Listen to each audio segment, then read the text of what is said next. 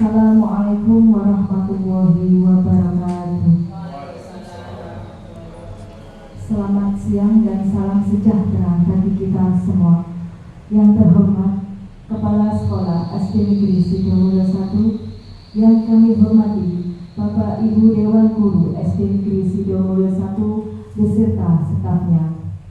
Alhamdulillahirabbil alamin. Puji syukur patut kita ucapkan kehadirat Allah Subhanahu wa taala karena dengan limpahan rahmat, taufik serta hidayahnya sehingga siang hari ini kita dapat hadir dalam rangka kegiatan rutinitas kelompok belajar Ki Bagus dalam materi budaya positif pada hari ini Rabu 21 Agustus 2024 dalam keadaan sehat walafiat.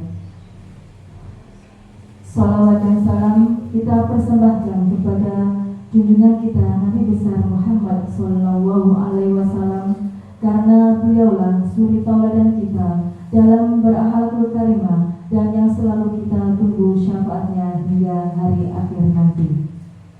Bapak Ibu hadirin yang kami hormati, perkenankanlah di sini saya sebagai pembawa acara akan membacakan susunan acara pada pagi hari ini sebagai berikut. Yang pertama, pembukaan. Kedua, penyampaian materi budaya positif. Ketiga, penutup. Dan yang terakhir, lain-lain. Demikianlah susunan acara yang akan kita laksanakan siang hari ini. Yang pertama, pembukaan. Marilah kita buka acara pada siang hari ini dengan bacaan basmalah bersama-sama. Bismillahirrahmanirrahim. Baiklah Bapak Ibu yang kami hormati, acara selanjutnya yaitu acara inti penyampaian materi budaya positif yang akan disampaikan oleh Bapak Nur Huda SPD SD. Kepadanya disilahkan.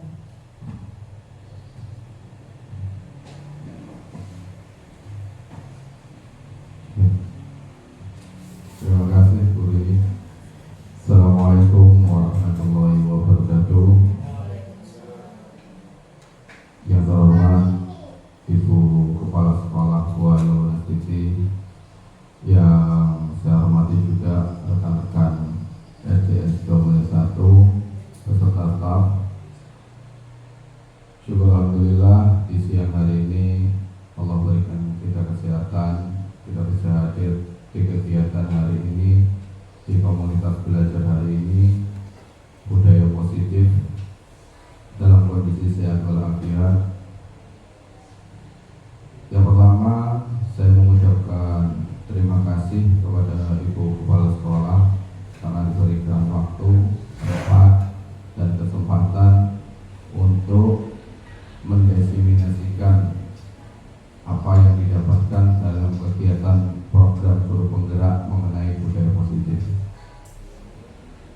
Yang kedua, saya ucapkan terima kasih yang luar biasa juga buat rekan-rekan sejawat. Mohon maaf saya menyita waktu istirahatnya, mohon maaf juga menyita waktunya, menyela-nyelakan waktunya dalam kegiatan yang lain.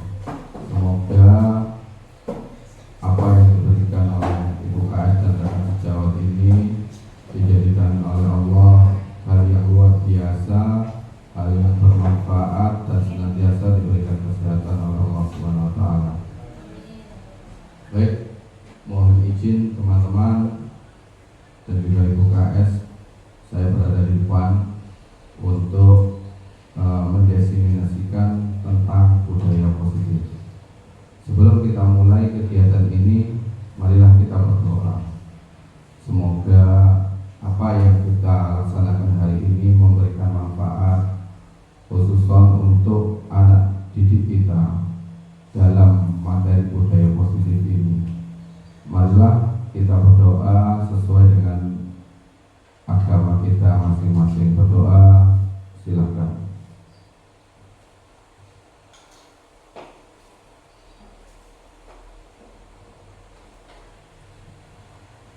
Berdoa selesai. Terima kasih. Selanjutnya, sekilas ada gambaran tentang inti materi kita, yaitu budaya positif. Dalam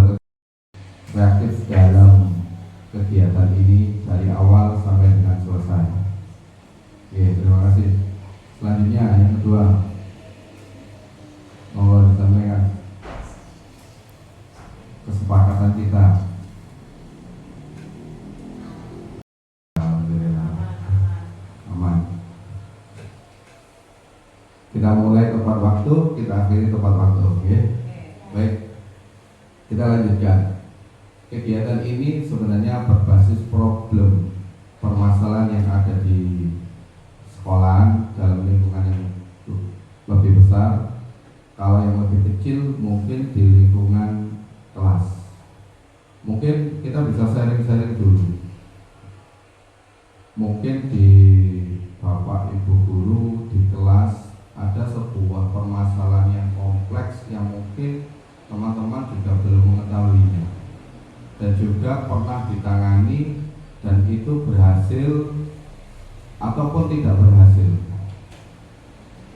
Mungkin dalam sesi ini kita bisa ceritakan, kita bisa sampaikan, mungkin bisa memberi gambaran satu sama lain dalam kegiatan ini. Monggo Pak Bu, mungkin ada beberapa kejadian di kelas atau di lingkungan sekolah yang benar-benar menjadi sifatnya urgent, harus tertangani dengan baik. Silakan.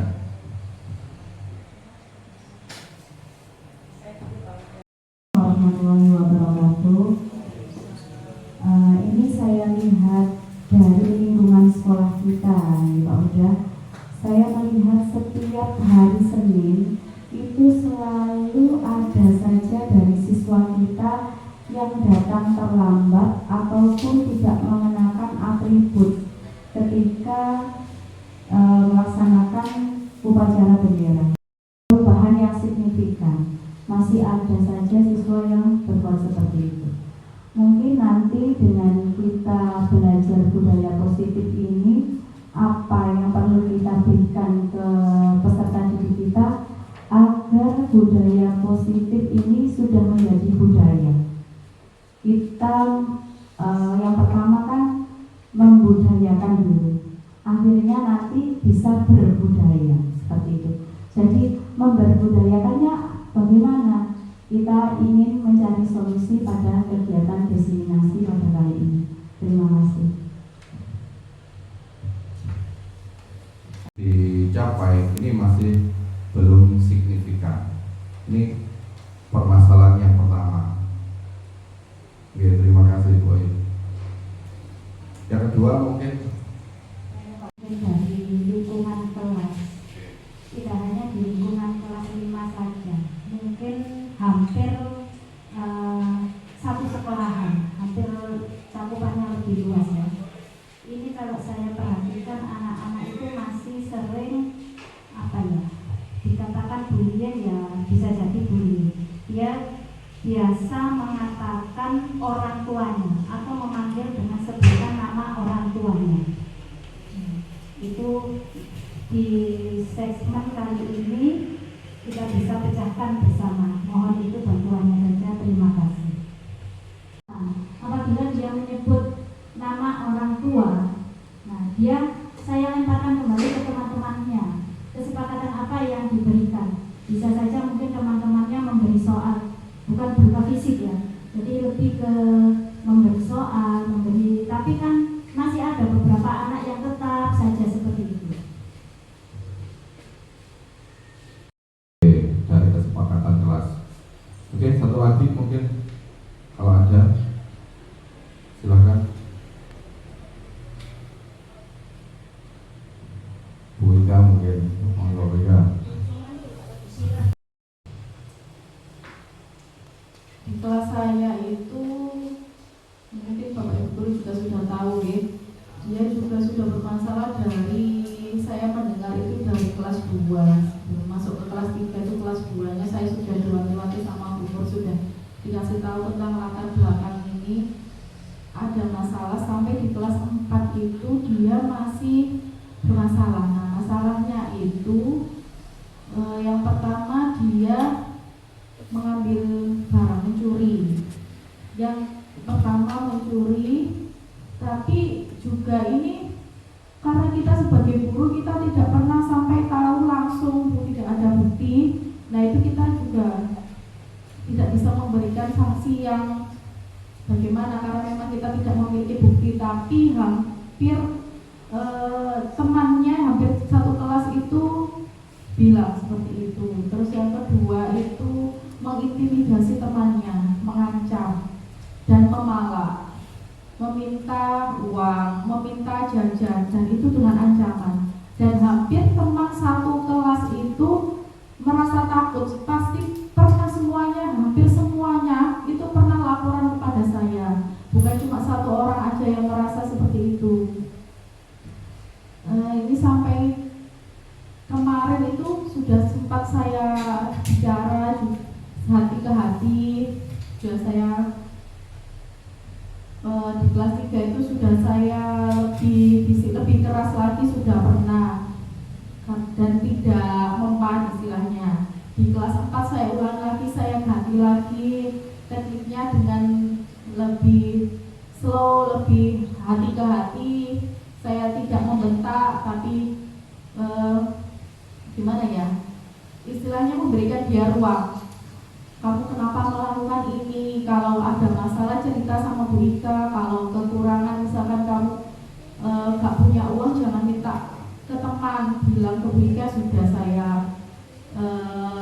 saya bilang seperti itu, tapi juga masih ada Pak, masih berlanjut gitu. Saya masih sampai bingung mau menghadapinya seperti apa gitu. Anak super aktif, mungkin anak kelas 1 ya, jadi gerakannya itu spontan, tapi ini terlalu suka jahil tangannya itu Pak, suka mukul, kemarin sampai jahil temannya, sampai temannya lo mau pingsan. Dia itu kayaknya spontan gerak seperti itu, dan kalau dinasihati itu kadang ya patuh, tapi kebanyakan mesti sering membantah, jadi bicara itu kasar. Mungkin dia itu sudah kebiasaan di rumah, dan itu pun saya sudah menasihati berulang kali, tapi tetap saja jahil dan nakalnya tetap diulang. Terus yang kedua, saya itu budaya positif saya itu paling suka gini, masalah kerapian Pak ya. Jadi saya itu paling nggak suka anak nggak pakai sepatu di lingkungan sekolah. Jadi saya selalu menasihati atau mewanti-wanti murid saya untuk tetap pakai sepatu. Nah, saya suruh pakai sepatu tuh mesti bilangnya gini. Nah itu kakak kelas ini tidak pakai, jangan niru yang enggak baik, niru yang benar. Kamu di sekolah, jadi yang rapi pakai sepatu yang benar. Kalau di sekolah harus pakai sepatu, kecuali ada keperluan apa mau kamar mandi nggak apa-apa dilepas. Nah itu saya lihat Pak ya, anak yang nggak pakai sepatu tuh kalau di halaman sekolah, bahkan pulang pun tetap nggak dipakai. Kakinya kuku kotor sekali, banyak debu, jadi nggak rapi sama sekali. Beda waktu awal sama pulang. Nah, saya itu kebiasaan gini, sebelum pulang itu untuk merapikan diri. Satu, merapikan alat tulis, diperiksa, jangan sampai ada yang ketinggalan. Terus selanjutnya merapikan diri sendiri, mungkin dari rambut, hijab, itu dirapikan dulu sebelum pulang, biar kamu dilihat orang tuamu tetap rapi dan bersih, seperti itu. Terima kasih. Dari kelas-kelas sebelumnya hingga sampai dengan kelas 4, masalah yang urgent juga, mencuri, mengintimidasi, sudah pernah ditindaklanjuti dengan cara dikeras atau berikan hukuman ataupun dengan teknik berteman, namun hasilnya memang masih belum nampak di anak didiknya. Dan juga terima kasih yang disampaikan Bu Rini tentang kejadian di kelas yang ada satu di antara siswa yang jahil membantah, dinasehat, sudah diambil tindak lanjut dengan cara dinasehati, bahkan juga sudah diterapkan budaya positif tentang kerapian di kelas. Namun juga hal ini lagi dan lagi hasilnya memang belum signifikan. Baik, permasalahan ini, situasi yang dihadapi ini nanti kita tindak lanjuti setelah kita bareng-bareng mengetahui seperti apa budaya positif tersebut, dan setelah hal tersebut sama-sama kita miliki dan kita pahami, kita akan bareng-bareng mencari solusi yang tepat untuk penanganan kasus atau situasi yang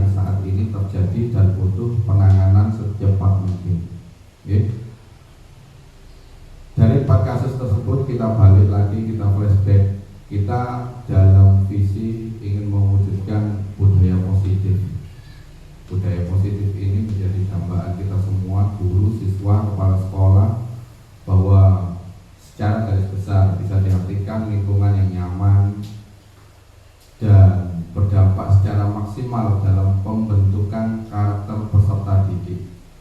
Hari ini di dalam budaya positif ini membahas banyak hal, namun kita garis bawahi di sini ada beberapa materi inti. Yang ini kalau menurut saya materi ini benar-benar luar biasa buat bekal kita dalam mengatasi situasi masalah yang terjadi di kelas. Yang pertama tentang makna disiplin yang sudah kita bahas barusan. Ada juga nanti tentang teori motivasi, ada tentang 5 posisi kontrol, yang selanjutnya tentang 5 kebutuhan dasar, dan terakhir nanti hubungannya tentang segitiga restitusi. Dan 5 kaitan ini nanti sangat membantu dalam menentukan langkah kita ke depan seperti apa tindak lanjut yang akan kita buat. Sampai mawon pokoknya tegak-tegak. Oke, lanjut. Ini garis bawahnya ada pembahasan kita hari ini di sini. Sepaket sebenarnya dengan nilai-nilai kebajikan yang ada, kebajikan secara universal yang ada dalam mungkin yang jangan ketahui. Ini akrab dengan kita. Ini biasanya muncul di mana? Oh, itu biasanya di mana? Nilai-nilai ini biasanya muncul di mana? Alhamdulillah, iya benar. Ini berada di profil pelajar Pancasila. Ada nilai-nilai yang berkaitan erat dengan budaya positif yang kita laksanakan di sekolah. Beriman, bertakwa kepada Tuhan Yang Maha Esa, berakhlak mulia. Budaya positif ini sudah kita laksanakan. Di antaranya mungkin upacara, itu budaya positif juga. Terus yang tadi dimulai oleh guru agama Bu Leli, istighosa, dan juga sedikit demi sedikit saya mulai juga saya gerakkan anak-anak untuk sholat duha di masjid. Namun belum konsisten Bu, masih terkendala anak-anak gak jalan juga. Terus yang sudah kita laksanakan dan sukses yaitu kegiatan Jumat Berkah yang benar-benar kemarin memberikan apresiasi yang luar biasa. Nilai-nilai yang lain mandiri, bernalar kritis, berkebinekaan global, gotong royong, dan kreatif. Sekarang coba ya dengan lihat ini bareng-bareng. Kira-kira dengan setuju nomor hukuman di sekolah dapat mendisiplinkan anak. Setuju nomor ya, setuju ya. UKS tidak setuju. Ayo, ini yang pertama, hukuman di sekolah dapat mendisiplinkan anak. Yang kedua, pemberian hukuman dengan hal yang positif seperti membaca. Oke, saya stop dulu. Ada mikrofonnya ya. Mohon maaf, Bu Ayu mungkin bisa menyampaikan kenapa yang pertama ini hukuman ini nggak bisa mendisiplinkan anak. Terima kasih Pak Uda. Kalau menurut saya hukuman itu memang bisa mendisiplinkan anak, tapi tidak dalam jangka waktu yang panjang. Hanya saat itu karena dia ketakutan, dia akan melaksanakan apa yang kita mau. Tapi di kemudian hari dia tidak akan tertanam budaya yang ingin kita sampaikan. Seperti itu. Terima kasih. Oke. Kemudian hukuman dengan hal positif seperti membaca, seperti yang disampaikan Bu Rulun tadi ya, Bu Rulun disuruh apa tadi. Nah, seperti membaca atau membersihkan halaman sekolah dapat meningkatkan disiplin anak. Setuju atau tidak setuju? Bu Rulun tadi yang sudah menerapkan, gimana menurut Bu Rulun? Silakan. Sebenarnya ada segi positifnya, tapi kalau menurut Bu Ayu itu hukuman hanya bersifat sementara. Sedangkan kalau memberikan hukuman bukan berupa hukuman fisik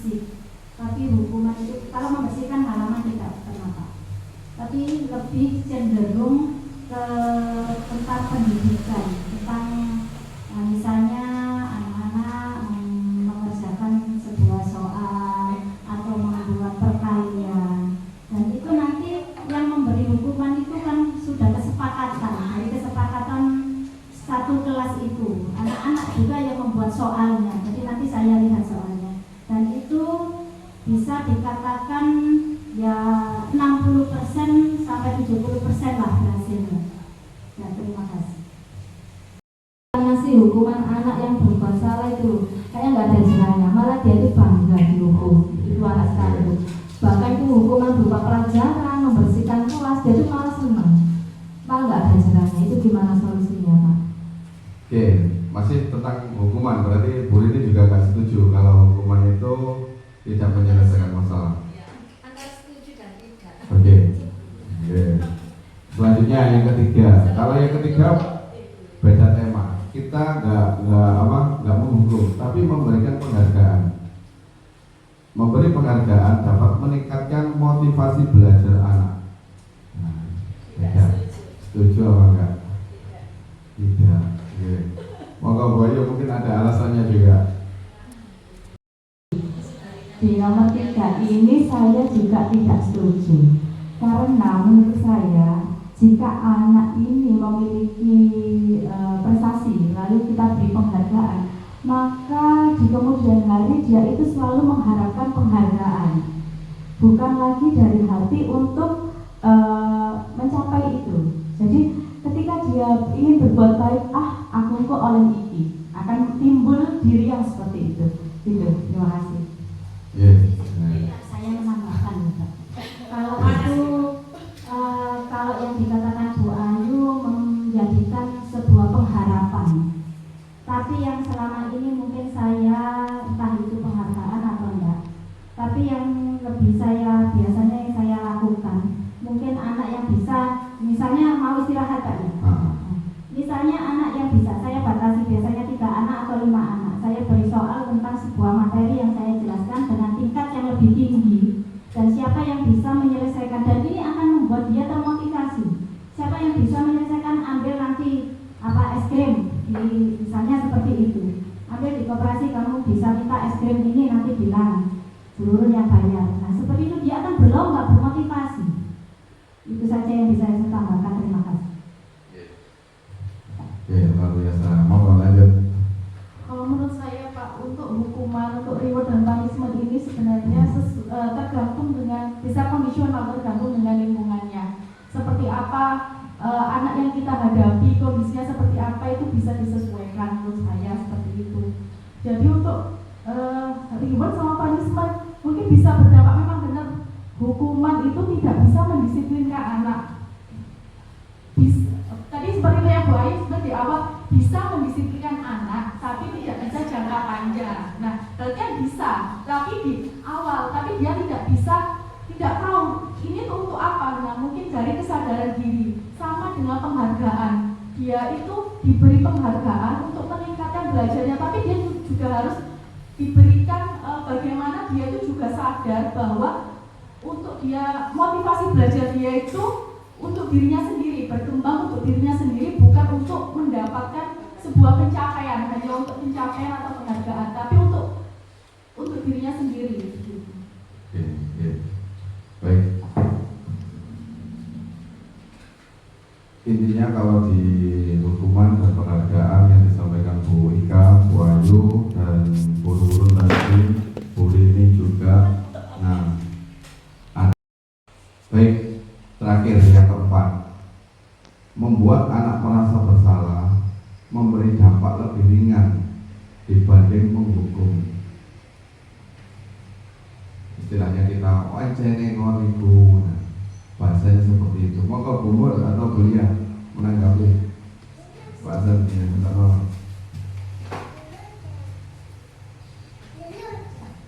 Terima kasih Bapak Ibu. Di sini untuk yang angka keempat ya Pak. Di sini saya tuh tidak setuju. Iya, tidak setuju. Karena kita sama dengan membuli ya, bahasa kasarnya seperti itu.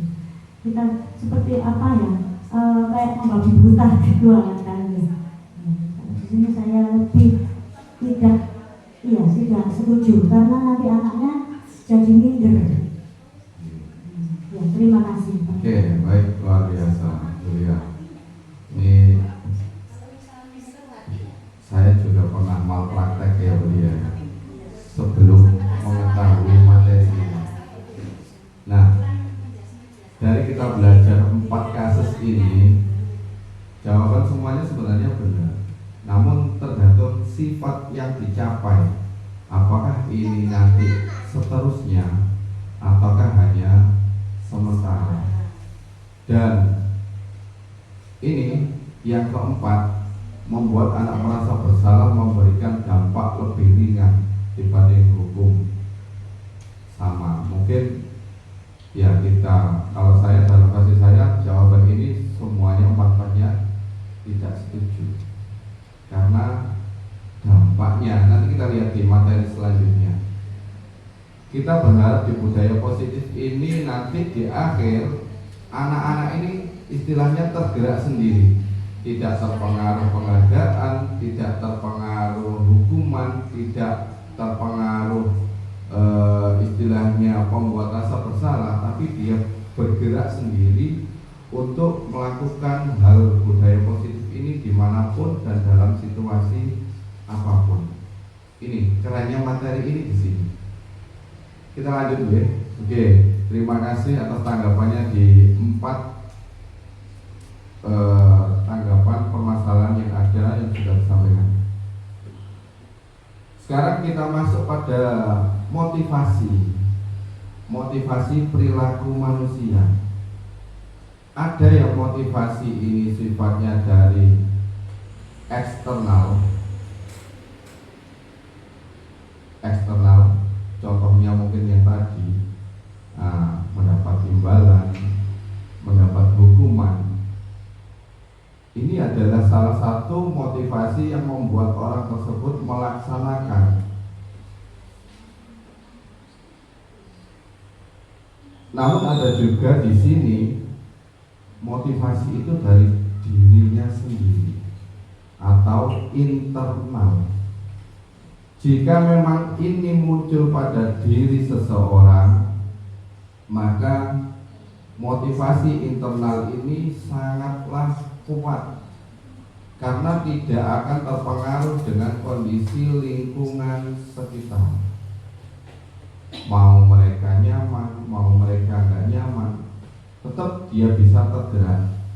Namun jika motivasi eksternal ini beda, mungkin di sekolahan dia datang tepat waktu, tapi di rumah karena nggak ada hukuman nggak jadi.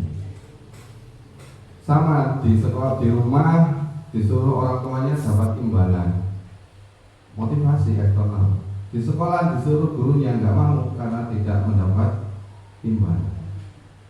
Namun jika ini motivasi internalnya sudah terbentuk, mau dalam situasi apapun, dia akan tergerak dengan sendirinya.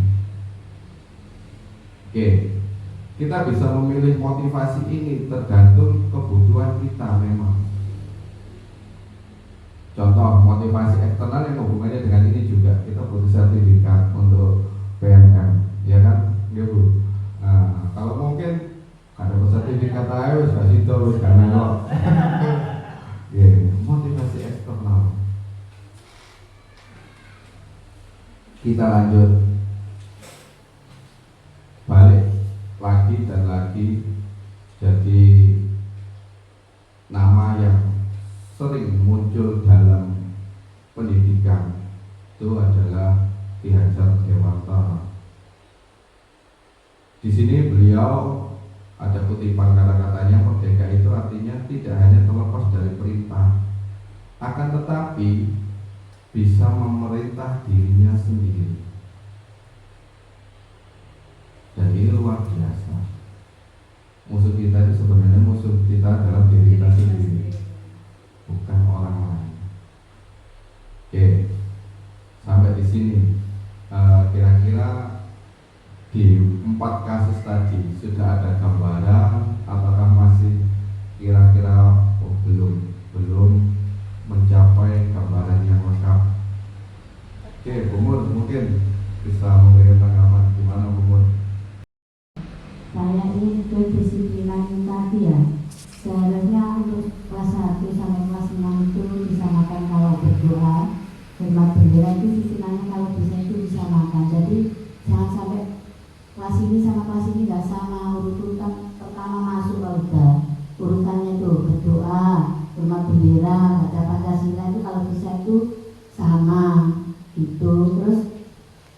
dulu itu saya waktu kelas 2 itu masuk kelas itu kan berbaris. Meskipun saya tidak masuk, saya tidak ada itu berbaris sendiri bayu. Itu mulai saya yang kelas 2 itu mulai dari kelvin itu. Jadi setiap masuk baris dulu. Jadi misalnya temannya itu tidak ada, ditunggu baris-baris itu.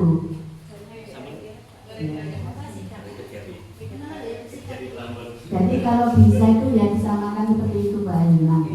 Jadi supaya serentak itu sama. Kalau masuk baris, terus itu masuk lagi meskipun tidak ada gurunya atau siapa. Kemarin yang saya terapkan itu seperti itu. Jadi bel berbunyi, anak-anak itu sudah melatih baris. Meskipun saya belum masuk, jadi saya sudah masuk itu sudah berdoa, disiapkan berdoa sendiri Mbak Ayu. Jadi saya masuk itu sudah berdoa.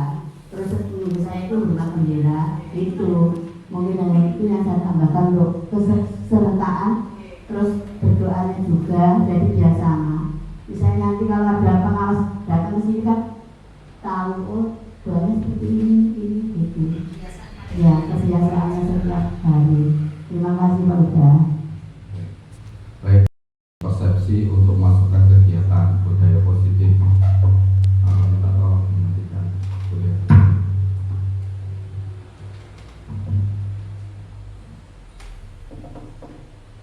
Tentang berdoa ke umur nggak sama masing-masing kelas, termasuk saya kadang saya kadang umur itu kalau pagi anak-anaknya semangat, tapi kalau di kelas saya beda versi. Kalau berdoa olehan umur ini biasanya.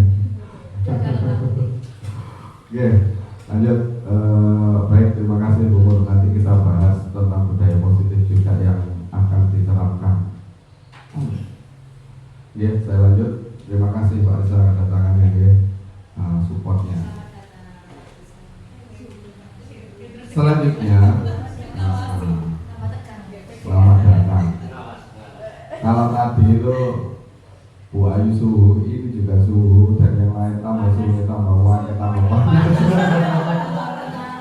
Sampai belum datang loh Pak Risa, tegang orang-orang ini. Sampai datang, alhamdulillah, hawanya lebih cair. Oke. Baik, lanjut. Selanjutnya ada pemahaman bahwa seseorang itu dihukum oleh penghargaan. Seperti kasus yang kita bahas tadi, bahwa penghargaan berlaku sama dengan hukuman. Dalam artian meminta atau membujuk seseorang untuk melakukan sesuatu dengan tujuan tertentu.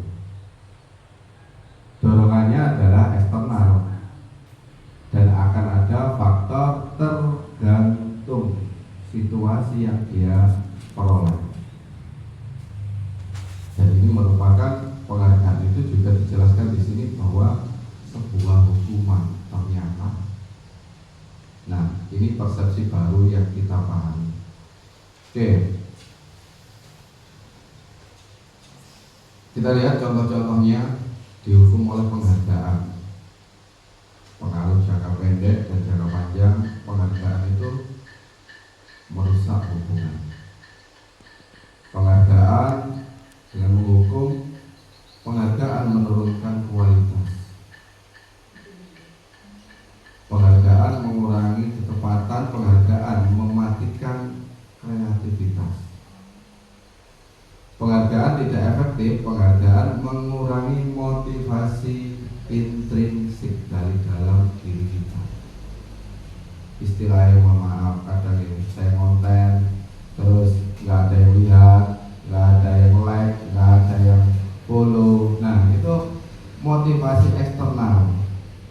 Istilahnya, wes soro-soro ngedit cah, perlu tak turun dan sebagainya. Gak ada yang lihat, gak ada yang like, motivasi eksternal. Tapi kalau dibandingkan lagi intrinsik, ya Allah ini sekolah kita, mau dilihat gak dilihat, bukan urusan kita. Yang penting kita berusaha maksimal. Intrinsik. Ya Pak Isa, benar ya teman itu. Oke. Jangan tegang, forumnya santai. Oke. Sekarang apresiasi. Perlu memperhatikan banyak hal. Untuk program kebajikan, untuk apresiasi itu banyak hal yang harus kita perhatikan. Yang pertama adalah memberi pengakuan secara khusus pribadi, semua orang konsisten, dan yang terakhir fokus pada proses. Kita lanjut ya biar lebih oke. Ini ada 7 tindakan guru. Ini sama dengan yang tadi. Mencatat 100 kali di dalam buku kalimat. Saya tidak akan terlambat lagi. Ini pernah saya terapkan dulu. 2 lembar bolak-balik. Jadi buarin mana? Kalau lembar bolak-balik. Oke, hukuman atau konsekuensi? Hukuman. Oke, selanjutnya lari mengelilingi lapangan basket 2 kali karena terlambat hadir di sekolah. Biasanya guru olahraga. Ini mentobat dari guru olahraga. Hukuman atau konsekuensi? Hukuman. Oke. Yang ketiga, murid diminta push up 15 kali karena tidak menggunakan masker di sekolah. Masa Covid sampai polisi bawa operasi masker. Bu Leli, murid diminta push up 15 kali karena tidak menggunakan masker. Sudah ya tadi ya.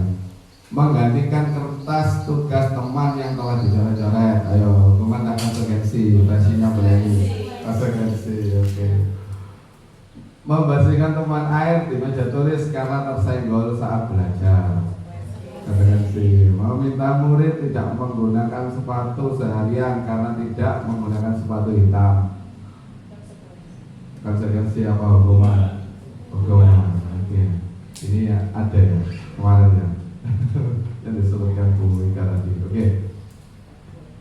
Yang ketujuh, lari mengelilingi lapangan basket 2 kali karena terlambat 10 menit belajar PJOK.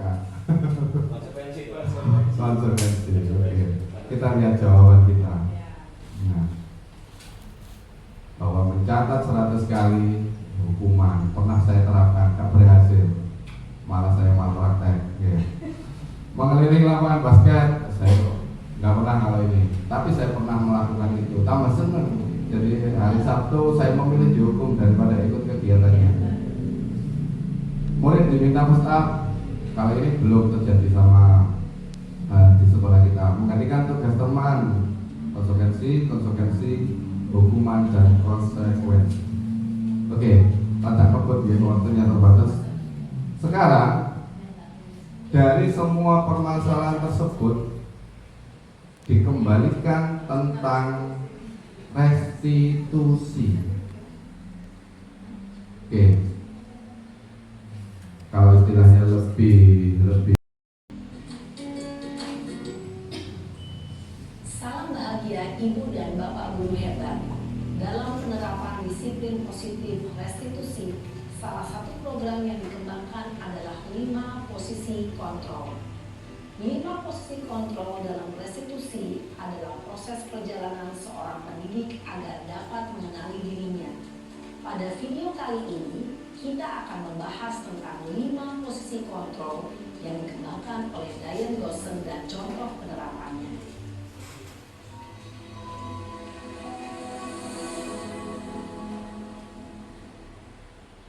5 posisi kontrol itu adalah 1. Posisi penghukum, 2. Posisi pembuat merasa bersalah, 3. Posisi teman, 4. Posisi pemantau atau monitor, dan 5. Posisi manajer. Untuk lebih memahami kelima posisi tersebut, mari kita saksikan kasus Naren yang terlambat hadir 20 menit di sekolah dan melihat bagaimana kelima posisi kontrol dalam menghadapi masalah tersebut.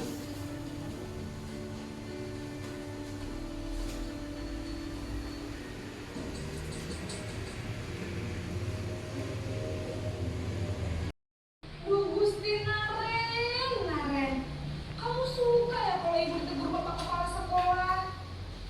Terus, sekarang ibu harus tulis apa yang di buku absen?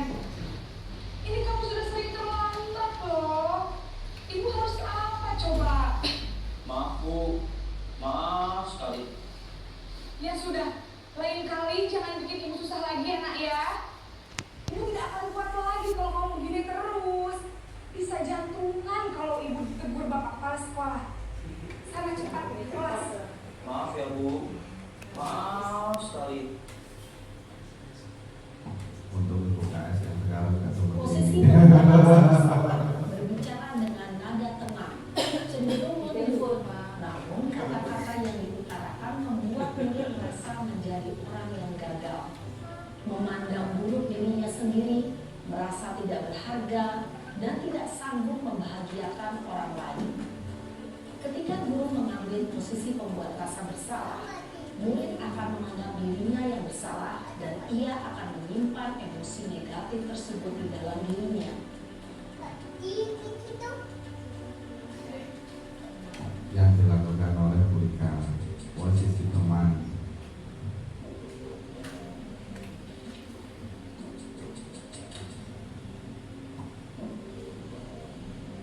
Naren!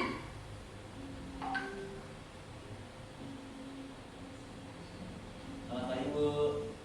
Wah, sudah jam berapa ini, Nak? Selamat pagi ya, sayang. Iya, Bu. Habis ibu saya lupa bangunkan saya, Bu. Kamu malah menyalahkan ibu kamu. Kamu bukannya anak yang paling kencang. Kok terlambat sih? Iya, Bu. Saya memang terlambat bangun tadi. Jadi, biarpun saya lari kencang, tetap gak kekejar, Bu. Ya sudah sana. Nanti lain kali larinya lebih kencang lagi ya. Biar gak terlambat lagi. Bikin senang ibu. Demi ibu. Bisa kan? Bisa lah, Bu. Ya sudah sana masuk kelas. Ibu beresin urusan absen kamu. Kamu ini ada-ada saja.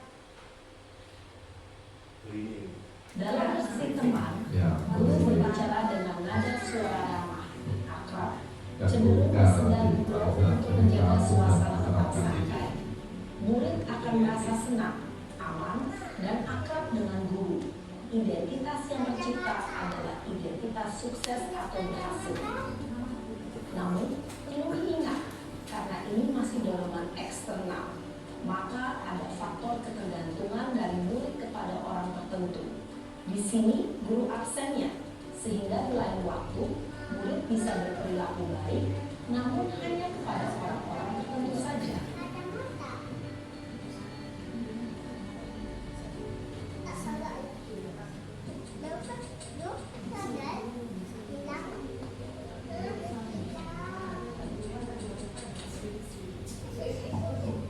Ini boleh gitu.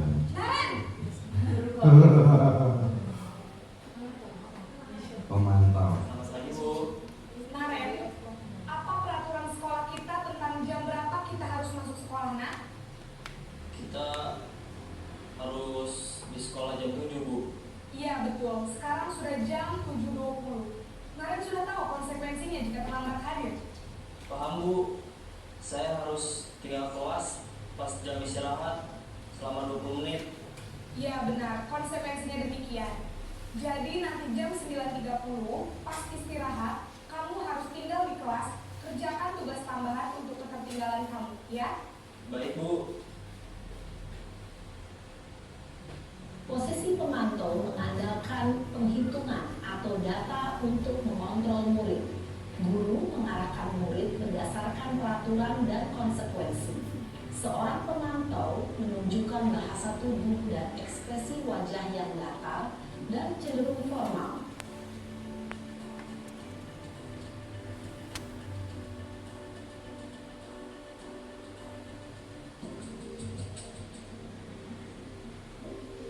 Terakhir yang menjadi gambaran kita yang paling penting adalah posisi ini. Naren!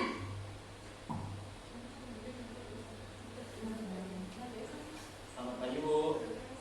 Selamat pagi, Naren. Maaf, Bu. Saya terlambat.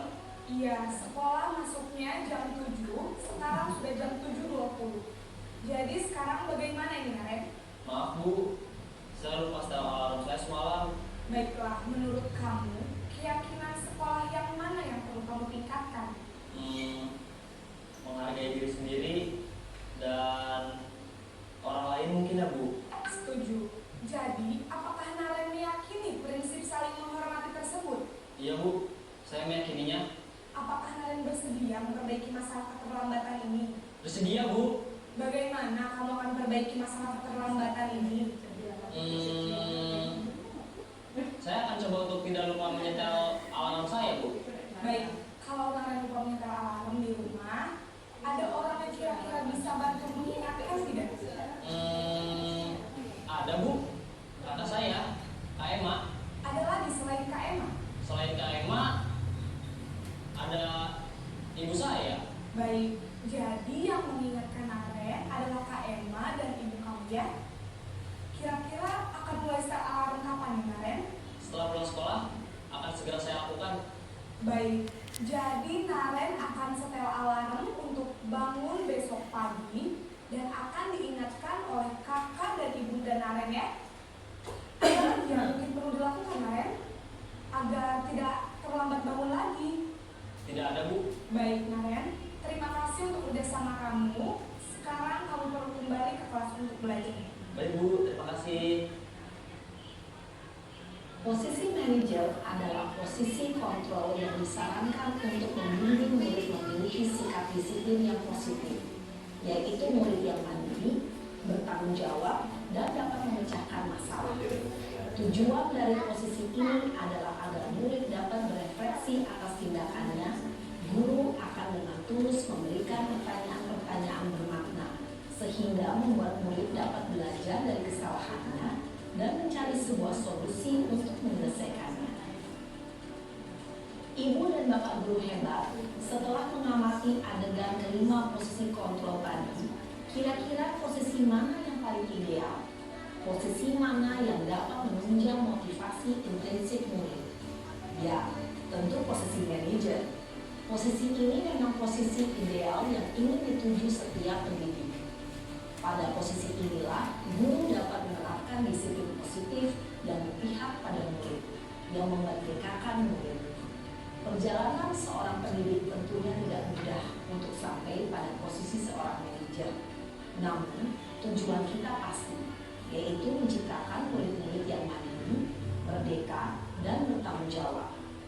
Semoga penggambaran 5 posisi kontrol yang telah diperlihatkan ini dapat menjadi ajang refleksi bagi kita semua. Di sini tadi saya lebih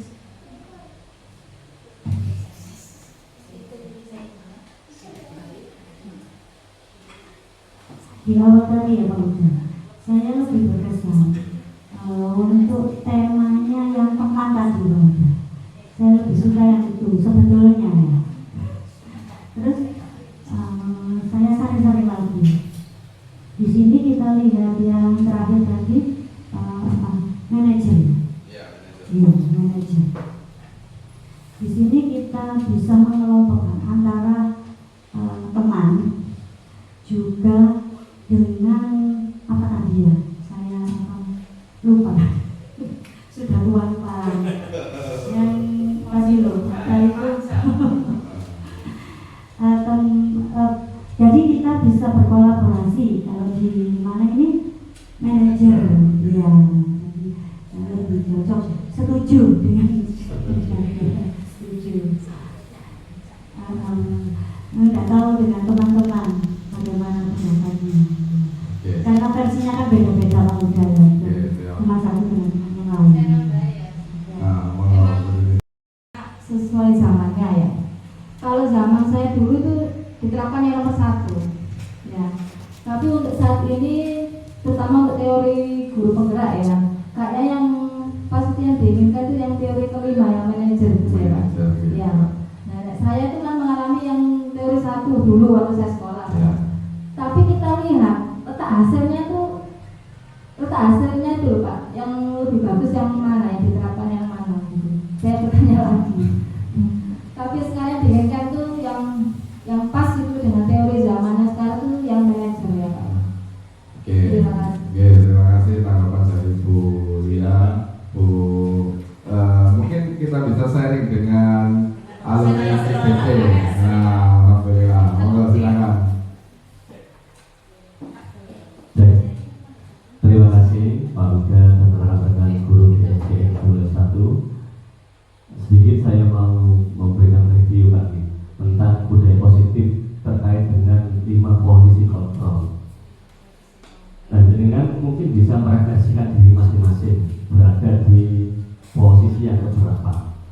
Itu yang pertama. Kemudian yang kedua, jangan tidak harus selalu memposisikan diri sebagai seorang manajer. Ada kalanya suatu saat tertentu ketika murid betul-betul misalkan dalam tanda kutip bahaya, maka jangan bisa dalam artian menjadi posisi yang ke-1 dengan penghukum. Tapi seyogyanya, paling idealnya nomor 5 kita sebagai manajer. Nah, apa sih tujuannya dari manajer itu? Menyadarkan siswa sebenarnya. Jadi bukan hanya sekedar memberikan hukuman atau sekedar menjadi seorang teman atau hanya sebatas pemantau saja, tapi kita menyadarkan anak itu akan kesalahannya, kemudian mau untuk memperbaiki. Nah, itu esensi dari posisi manajer. Nanti akan kita diterapkan melalui budaya positif tentang segitiga restitusi. Nah, kalau saya amati Bapak Ibu, ya memang semua sebenarnya sudah berada di posisi yang manajer. Tinggal nanti bagaimana pengelolaannya ke depan, lebih difokuskan kepada manajer ataukah hanya sebatas memantau atau mendekatkan diri sebagai seorang teman. Bulia tadi bilang, Pak, saya lebih serapnya sebagai seorang teman. Memang betul Bulia, kita sebagai guru harus dekat dengan anak-anak. Tapi dalam posisi tertentu, maka kita ketika menghadapi anak yang melakukan kesalahan, kita nggak bisa menjadi seorang teman. Apalagi kalau misalkan kesalahannya nggak terbesar, kita sebagai seorang penghukum, maka salah. Ya, kita harus menyesuaikan dengan konteks yang ada. Tapi yang pasti, ya, kita mendidik anak dengan hati.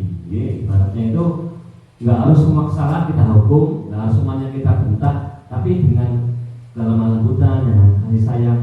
Kemudian guru nanya, Pak, hasilnya gimana? Saya dulu itu kalau dibentak, dikepuk, hasilnya bagus. Saya sekarang jadi orang disiplin. Nah, menurut teori Bu ini, anak-anak yang dididik dengan kekerasan maka akan menghasilkan anak yang keras. Tapi ketika kita mendidik anak dengan cinta kasih, maka mereka akan penuh dengan cinta dalam kehidupan. Mungkin seperti itu. Ya udah, terima kasih. Saya akhiri. Assalamualaikum warahmatullahi wabarakatuh. Ada kalanya kita harus memposisikan diri kita sesuai dengan keadaan yang ada. Tapi yang perlu diingat adalah presentasi kita untuk memposisikan diri kita. Semakin pada posisi kelima sebagai manajer, itu seharusnya presentasinya lebih banyak daripada kita sebagai penghukum. Itu yang diharapkan. Mengapa? Karena anak sekarang ketika kita ulik hatinya, maka akan timbul kesadaran dan akhirnya akan membudayakan mereka. Yang kita harapkan kan itu, melakukan sesuatu tanpa disuruh dan tanpa ada rasa takut. Jadi memang tumbuh dari hatinya sendiri. Itu saja, terima kasih. Saya lanjutkan dari 5 teori posisi kontrol. Sepakat yang disampaikan oleh Pak Nista dan Bu Ayu. Posisi manajer harus memiliki kuota yang lebih besar dalam penanganan. Itu saya pernah dengar Pak Nista langsung dulu, Pak Ayu Hasan ke rumah Pano karena darurat seperti itu. Ada yang juga karena tadi yang kita ucapkan akhirnya teringat atau dihukum kayak Bu Rini. Ini sampai berapa tahun sekarang Bu Rini? 40 berapa tahun usia? 41 tahun, luar biasa hal tersebut. Maka di sini materi ini menjadi menarik. 5 teori posisi kontrol itu bisa menjadi pilihannya jenengan dalam menghadapi situasi yang ada pada diri kita. Dan kita ditawarkan juga bagaimana cara menyelesaikan masalah tersebut dengan teknik yang namanya restitusi. Nah, ada 9 ciri. Dan saya pertama kali dengan restitusi ini dari Pak Lisa juga waktu sharing-sharing. Dan restitusi ini juga sering saya gunakan dalam kegiatan saya yang lain, yaitu terapi. Dan ini memang dampaknya luar biasa. Memang kita tidak bisa menyampaikan bahwa 100% berhasil, tapi keberhasilan lebih besar. Yang pertama kita lihat belajar dari kesalahan, bukan menebus kesalahan. memperbaiki hubungan, menawarkan seperti yang disampaikan kasus yang tadi. Restitusi adalah cara terbaik. Kita lihat mencari kebutuhan dasar yang mendasari tindakan. Berfokus pada karakter bukan tindakan seperti kasus-kasus yang disampaikan tadi. Berfokus sama solusi seperti kalau saya hipnoterapi saya sampaikan sedikit menyimpang sedikit. Nah, karakternya makan, solusinya apa? Ya berhenti makan. Makan yang baik. Oke, kita lanjut. Terakhir yang paling penting dari budaya positif tersebut, dengan menerapkan segitiga restitusi, kita bisa membuat yang namanya keyakinan, yang saya yakin ini sudah kita lakukan bareng-bareng. Pertanyaannya, apakah kesepakatan kelas ini disusun oleh guru ataukah secara bersama-sama anak-anak dan guru sadar bahwa ini yang kita gunakan, ini yang harus kita sepakati, dan ini sering-sering mungkin kita mengingatkan pada anak-anak. Kembali kemarin setelah lomba, anak-anak itu kalau di kelas saya ngomong, ya guru ngomong, ada malah ngomong, akhirnya konslet ya. Saya ingatkan, nah kemarin kita menyepakati, saling menghargai. Alhamdulillah mulai terkendali lagi. Oke. Kesepakatan kelas ini membantu mengingatkan bahwa kita pernah sadar untuk membuat kesepakatan seperti ini. Tinggal di posisi manajerial tadi kita bisa mengingatkan, nah coba ingat, kita pernah sepakat. Dan terakhir di materi ini mempersingkat waktu karena tadi dibatasi Pak, tepat waktu dia mau zoom, siap. Atau perlu telepon lapor. Terakhir nih, ini yang paling penting, yang paling menarik di materi ini selain restitusi adalah kebutuhan dasar manusia. Mungkin kita terkadang memandang sisi yang lain kepada anak didik atau seseorang, tapi setiap manusia yang dilahirkan itu butuh ini 5 ini hal yang penting. Bertahan hidup yang pertama. Bertahan hidup seperti yang kita sampaikan, makan, kita butuh makan, kita butuh uang, bertahan hidup.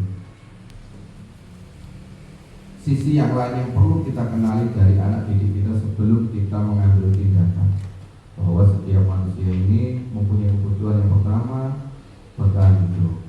Yang kedua, kasih sayang dan rasa diterima. Kemarin saya bahas Bu Ika ya, mohon maaf untuk yang kasusnya Ocha itu sedikit saya telisik demi telisik, karena ya orang tuanya itu nggak pernah berkomunikasi, nggak pernah ngajak jalan-jalan di usia masih TK, itu sudah ditaruh di pesantren, dan itu pun dijemputnya sebulan sekali dan nggak pernah tahu rumahnya, nggak pernah tahu teman lahirnya.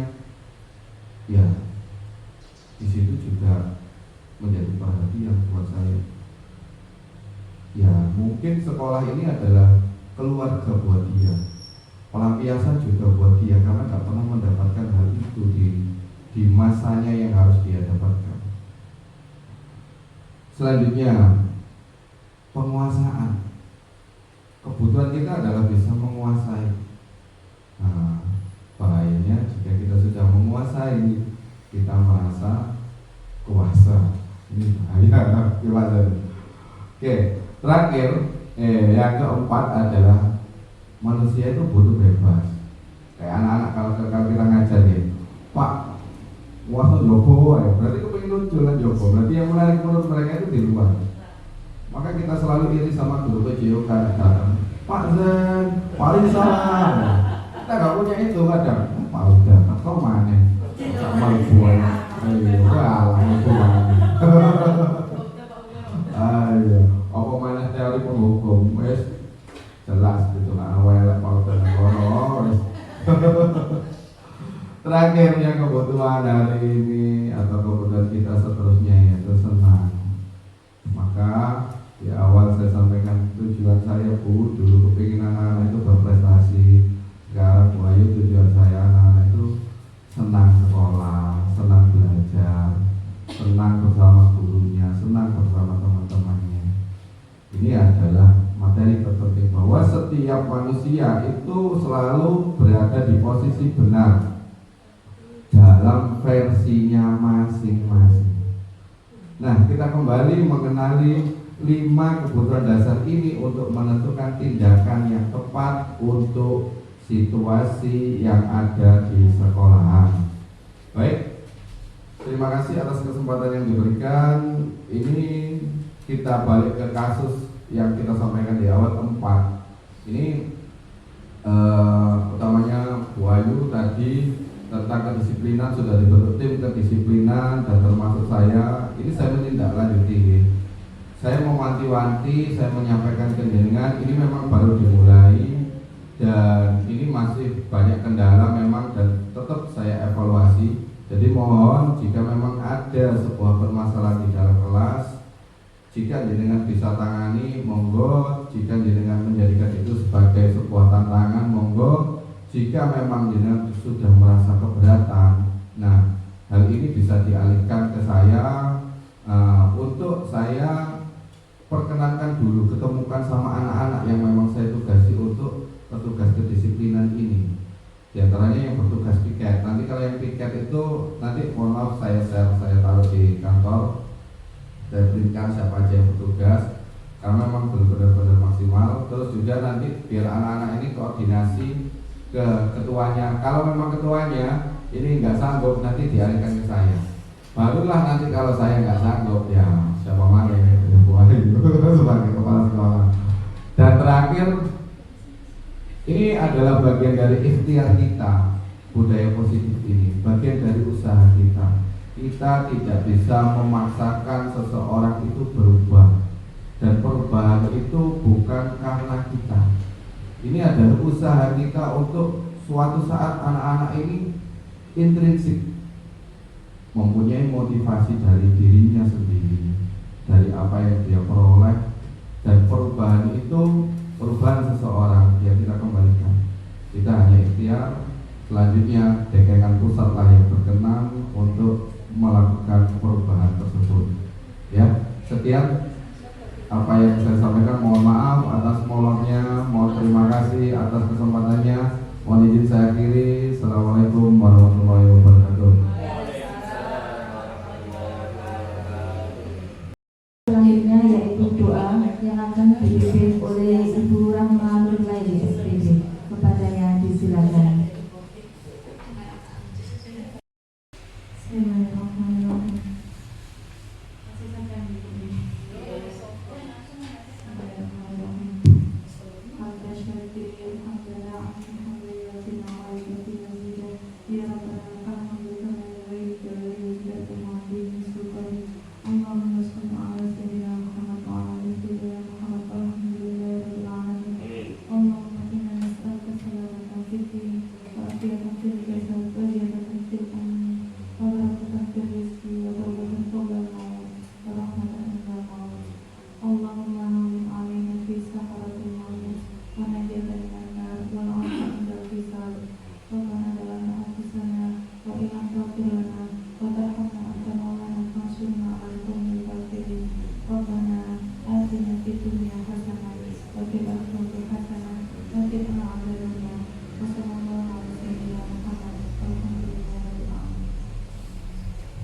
Terima kasih kepada Ibu Nurlaili SPD yang telah memimpin doa.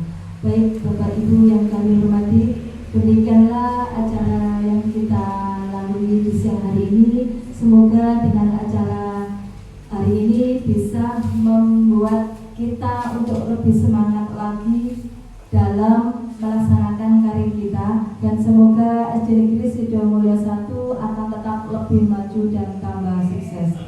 Untuk itu saya sebagai